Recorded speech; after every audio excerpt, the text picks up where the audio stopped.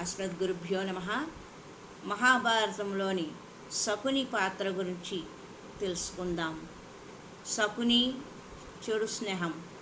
పాండవులకు కౌరవులకు మేనమామ పాత్ర శకుని. గాంధారి మహారాణి తోబుట్టువు. జీవితంలో చెడు స్నేహం అంతానికి దారితీస్తుందని శకుని వలన అర్థమవుతుంది. శకుని కౌరవులతో స్నేహం చేసి వారి నాశనానికి కారణమయ్యాడు. శకునితో స్నేహం చేయకపోతే కౌరవులు అంత దారుణమైన స్థితిలో మరణించేవారు కాదేమో. సప్త వ్యసనాలలో ఒక్కటైన పాచికలాట వారిని ఉన్మాదులుగా చేసి మేనమామ సాయంతో పాండవులను పాచిక ఆటలో ఓడిగించి ద్రౌపదిని పరాభవించి వారి వినాశనానికి వారే కారణమయ్యారు. శకుని లాంటి స్నేహితులు ఉండడం చాలా ప్రమాదకరం.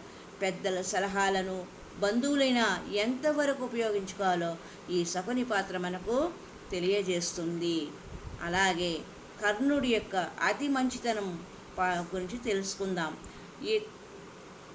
ఇతడు కుంతి కుమారుడు. పసిప్రాయంలోనే రథసారథి కుటుంబానికి చేరువ అయ్యాడు.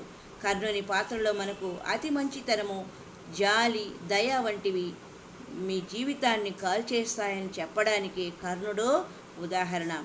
కర్ణుడు తన అతి మంచితనంతో దాన ధర్మాలతో తన జీవితాన్ని నాశనం చేసుకున్నాడు. చెడు స్నేహం చేసి చెడువైపు కౌరవులైపు నిలబడి దేవతలు ఋషులు శాపాలకు గురి అయి ప్రాణాలనే పోగొట్టుకున్నాడు.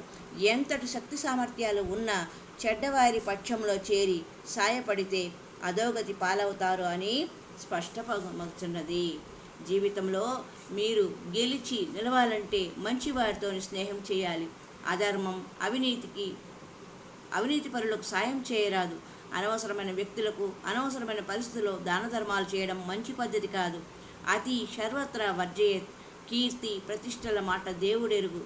ఈ కలియుగంలో సాయం పొందిన వాడే శత్రువుగా మారుతాడు అన్న వాస్తవం ఎప్పుడూ మరవరాదు. హరి ఓం తత్సత్.